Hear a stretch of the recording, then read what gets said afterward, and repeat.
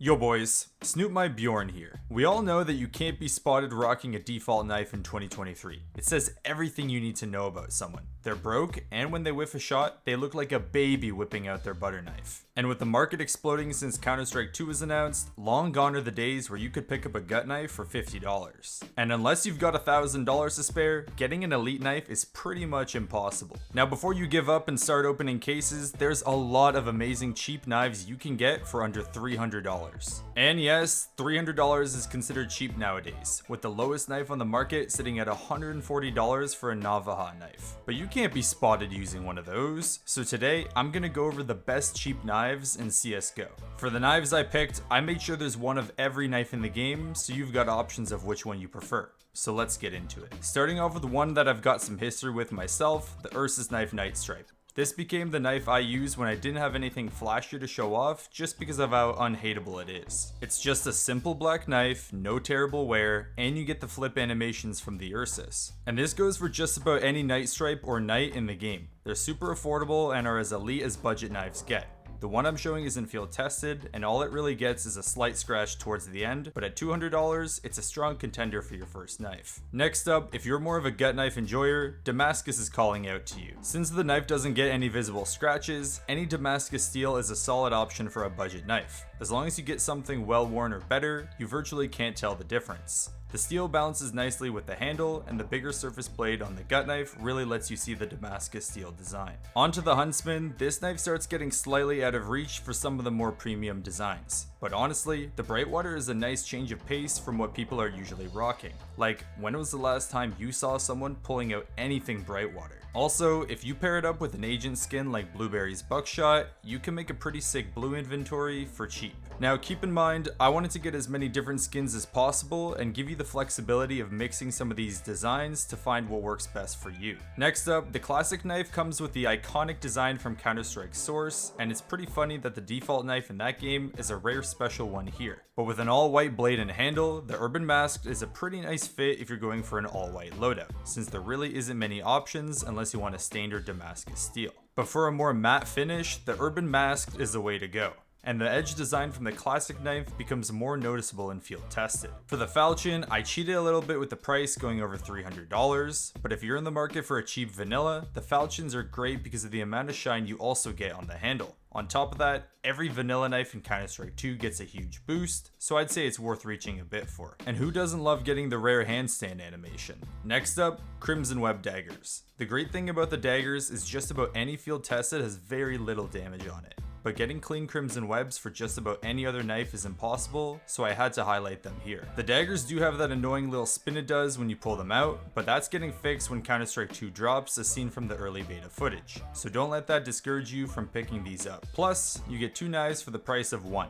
It's a win-win. Next up, I'm sorry to all the flip knife enjoyers. I know this isn't what you wanted to see, but if you're on a budget, it gets really tough to get a cool one. With the flip knife being one of the original knives, the cases flip knives dropped from stopped being made in 2015. So naturally, any good skin from the flip knife gets very expensive. But the Scorched gets a lot of hate for how clean it is, and if you make a dusty inventory with skins like the P250 Sand Dune, it'll fit right in. Personally, I get bored of the flip knife after about 4 rounds, so if you're like me, you won't have to see this one for too long. Onto the Navaja, I really didn't want to add this one, but I gotta feature every knife, so here's the Tiger Tooth. Now, I wouldn't wish this knife on anyone, but if you really want an elite skin and you're on a tight budget, it's pretty much your only knife option. And if you're set on getting one for whatever sick reason, you may as well stand on the hill that it's a Tiger Tooth. But if you get a Safari Mesh, I'm genuinely worried for you. Next up, the only issue I've got with the Stiletto is that no matter what finish it is, you'll always have the rusty handle. But there's no problem if the entire knife is also rusty,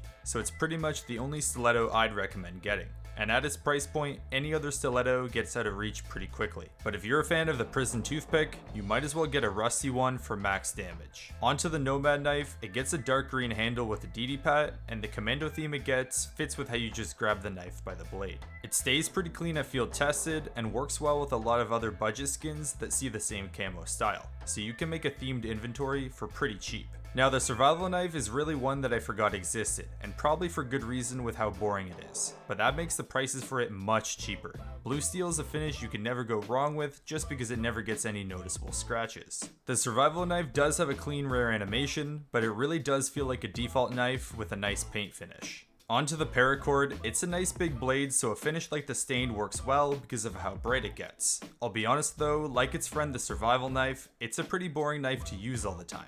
But the rope handle goes well with the shine, and if you look past the dirty looks you might get, it's a clean knife. And for the Bowie knife, I went with the budget ruby. It gets a lot more red compared to other Autotronic knives, and with how big the blade is, you just might fool some babies. The one downside with the Bowie has always been that for whatever reason your left hand just disappears, so I wouldn't recommend getting the knife if you plan on sporting some gloves with it. Now that does it for our knives under 300, but I feel bad excluding some of the high-end knives, so the rest of this video is going to be the best elite knives you can get for cheap.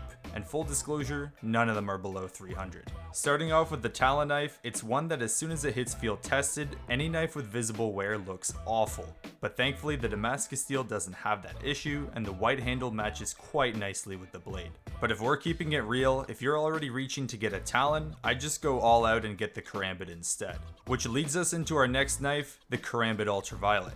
If you can get a high float field tested, the Ultraviolet actually looks pretty good. And for whatever reason, it gets a much nicer black than what any night finish would give you. The purple accent is a nice touch, and it's just about the only mid-tier Karambit you can get before you fork out 2 months of your paycheck. Onto the butterfly, this knife gets dummy expensive real quick, so I had to keep it somewhat affordable and go with the Boreal Forest. It's got the nice green handle, and the camo on the Boreal is much nicer than the Forest DDPAT. But still, I don't think forking out over $1,000 is worth it just to have a butterfly knife. At that point, you're reaching fade or Doppler levels for other knives, so unless it's butterfly knife or bust, you can do a whole lot better elsewhere. Onto the M9 Bayonet, the prices it reached still amazes me compared to how cheap they were at one point, but the rust coat looks pretty good with the bigger M9 blade.